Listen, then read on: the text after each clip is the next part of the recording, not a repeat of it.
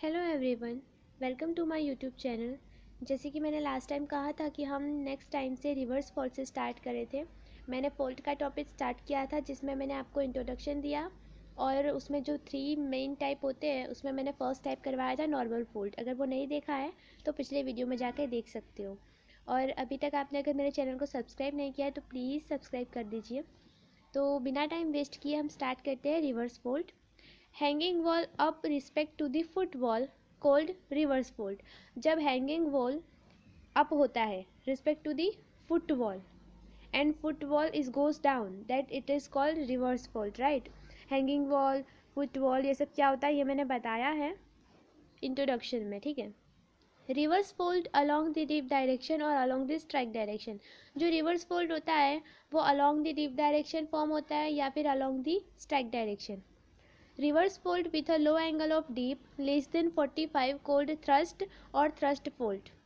Thrust term usually used for large scale structure. तो reverse fold जब भी लो angle पे फॉर्म होगा, लो एंगल ऑफ डीप पे फॉर्म होगा और वो डीप का एंगल लेस देन 45 होगा तो वो क्या कहेंगे, हम थ्रस्ट या थ्रस्ट फोल्ड कहेंगे उसको। और थ्रस्ट मतलब यूजुअली वो यूज़ होता है for the large scale structure.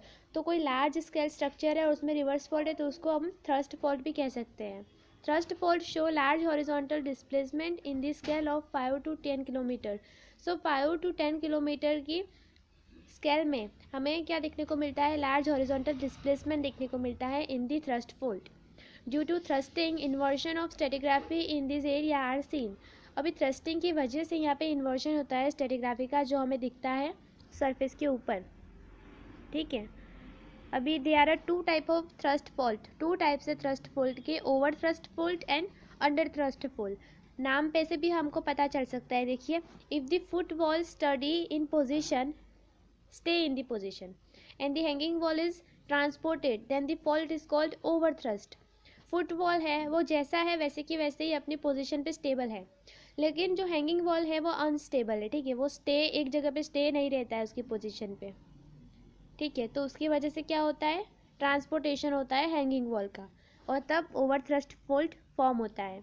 If the foot wall move upward direction and hanging wall is not active it remaining stable या फिर स्टेशनरी दो so it is called under thrust, ठीक है। अभी इसमें क्या होगा, जो फुट वॉल है वो मूव करेगा, वो ट्रांजेक्शन दिखाएगा, और हैंगिंग वॉल है वो स्टेबल रहेगा। तो मतलब ये ओवर थ्रस्ट का रिवर्स है, ठीक है। तो इसे हम कहेंगे अंडर थ्रस्ट। ये डायग्राम देखिए, first over thrust, foot wall है लेफ्ट साइड पे, वो अपनी पोजीशन पे स्टेबल है, लेकिन हैंगिंग वॉल है ऊपर की तरफ जा रहा है, मतलब मूव कर रहा है, तो उसे हम ओवर थ्रस्ट कहेंगे। In the second diagram under thrust, देखिए जो राइट साइड है हैंगिंग वॉल वो गोज डाउन नहीं हो रहा है, वो अपनी जगह पे ही है, लेकिन वो जो फुट वॉल था ना नीचे की साइड पे वो गोज अप हुआ, मतलब वो एक्टिव हुआ, ठीक है। लेकिन हैंगिंग वॉल अनएक्टिव रहा, जिसकी वजह से अंडर थ्रस्ट फॉल्ट फॉर्म होता है। The hanging wall sheet of the rock which travel to some distance over a thrust fault called thrust sheet. जो हैंगिंग वॉल है, ठीक है, हैंगिंग वॉल की जो शीट है रॉक के ऊपर वो थोड़ा ट्रैवल करती है in some distance over a thrust fault, it's called thrust sheet, तो उसे हम थ्रस्ट शीट कहेंगे। हैंगिंग वॉल थोड़ा सा ट्रैवल करेगा on the thrust fault, so it is called thrust sheet. If a tectonic unit has moved for over rock in the front of it, it's called allochthonous unit. अब ये allochthonous unit है क्या? If the tectonic unit, कोई tectonic unit है, ठीक है, वो move कर रहा है फेयर ओवर रॉक, रॉक से, रॉक के ही सामने, रॉक से दूर जा रहा है, तो वो allochthonous unit हो गया। A rock mass which not move over the other rock called एंटोथोनक्स या फिर ऑटोथोनक्स unit.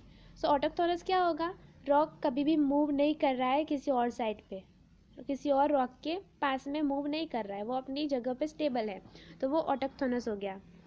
Para autochthonous unit, rock are those which have no over other rock to a small extent, उसमें स्मॉल मूवमेंट्स होगी। Allochthonous में ज़्यादा movements होगी, ऑटोथोनक्स में नहीं होगी, और पैरा ऑटोथोनस में स्मॉल मूवमेंट्स होगी। नेक्स्ट जो इसमें है वो है नेपेस। अभी नेपेस क्या है, nappes is an allochthonous tectonic sheet which move more than 2 to 5 kilometre above the thrust fault. Thrust fault के ऊपर 2 to 5 किलोमीटर की मूवमेंट्स करती है, ठीक है। नेपेस में होती है मूवमेंट्स इन 2 to 5 किलोमीटर। तो वो एलोक्थोनस क्यों हुई? क्योंकि ज़्यादा डिस्टेंस कवर हुआ, राइट। तो उसे हम क्या कहेंगे? नेपेस। फ्रॉम इट्स ओरिजिनिक पोजिशन, वो अपनी ओरिजिनल पोजिशन से 2 to 5 किलोमीटर दूर जाता है। अभी किसके ऊपर से? थ्रस्ट फोल्ड के ऊपर से। So it is called nappes. It exhibit large scale stratigraphic inversion and look like large recumbent fold. अभी वो लार्ज इन्वर्जन करेगा और लार्ज रिकम्बेंट फोल्ड होता है ना, वैसे शो करेगा। There are 2 type of nappes, fold nappes and fold nappes. अभी फोल्ड नेपे है, it's form because of recumbent fold. देखा हमने कि लार्ज रिकम्बेंट फोल्ड जैसा स्ट्रक्चर दिखता है, तो वो फोल्ड नेपेस होगा। And fault nappes form because of thrust. अभी थ्रस्ट के ऊपर होगा तो वो फॉल्ट नेपे होगा, समझ गए? थ्रस्ट के ऊपर हुआ तो क्या होगा? फॉल्ट नेपेस। और अगर फोल्ड नेपे में हमें रिकम्बेंट फोल्ड देखने को मिला तो वो क्या हो जाएगा? फोल्ड नेपे हो जाएगा। Nappes transported, nappes transported with which direction is called transported direction. अभी रॉक है, ठीक है, सेंट्रल में, और वो राइट साइड पे मूव कर रहा है उसका इलेक्ट्रॉनस यूनिट, तो फिर वो क्या हो गया? उसका ओरिजिनल पोजीशन कौन सी डायरेक्शन में जा रही है? राइट साइड में। तो वो राइट साइड डायरेक्शन को हम बोलेंगे ट्रांसपोर्ट डायरेक्शन, क्योंकि उसकी ओरिजिनल पोजीशन पे से ट्रांसपोर्टेशन हो रहा है, दूसरी जगह पे प्लेस हो रहा है, राइट। अभी देखिए klippe, a close outcrop of the thrust sheet isolated from the main mass by erosion is called klippe. एक क्लोज आउटक्रॉप है थ्रस्ट शीट का जो आइसोलेट हो रहा है, ठीक है, from the main mass of erosion. Main mass of erosion उसे आइसोलेट कर रहा है, तो उसे हम क्लिपे कहेंगे। सो क्लिपे हो गया। अभी close outcrop of the eroded thrust sheet is also called klippe. Close outcrop है इरोडेड थ्रस्ट शीट पे, तो वो भी हम क्लिपे कहेंगे। Outcrop completely surrounded by older rock called close outcrop. अभी उसका जो आउटक्रॉप होता है ना, उसके आसपास हमें ओल्डर रॉक देखने को मिलेंगे। Allochthonous unit, large number of several thrust, उसे हम कहेंगे एलोक्थोनस यूनिट। हमने पहले भी देखा था कि एलोक्थोनस यूनिट बहुत ज़्यादा मूवमेंट्स करता है ओरिजिनल पोजीशन से, तो उसे भी एलोक्थोनस यूनिट, और उसमें large number of several thrust होंगे, मतलब बहुत सारे थ्रस्ट होंगे। Small portion of the thrust transported but some remaining which covered by basement rock called klippe. अभी क्या होता है, कुछ ट्रांसपोर्टेशन हो जाता है इलेक्ट्रॉनस यूनिट में, लेकिन कुछ रिमेनिंग हो जाता है, बच जाता है, और वो बचा हुआ कवर्ड होता है बाय बेसमेंट रॉक, उसे भी हम क्लिपे कहेंगे। ये देखिए थ्रस्ट ने पे दिख रहा है, इधर पैलियोजोइक रॉक्स है, उधर थ्रस्ट है लेफ्ट साइड पे, तो ये थ्रस्ट नेप है जो थ्रस्ट फोल्ड के ऊपर होता है।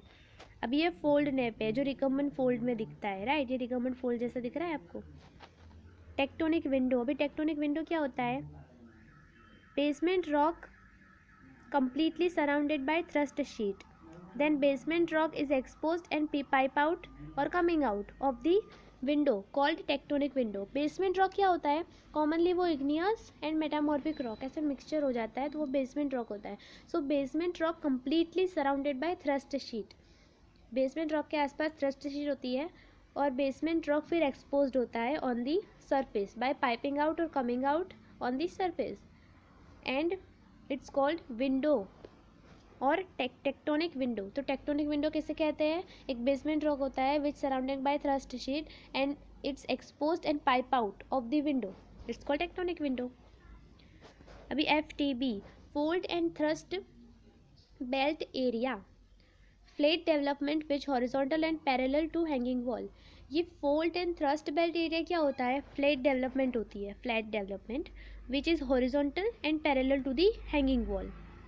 देखिए डायग्राम में फ्लैट है नीचे की तरफ, फिर ये रैंप जा रहा है, फिर ऊपर से वापस फ्लैट एरिया आ रहा है, तो ये क्या हो गया? Fold thrust belt.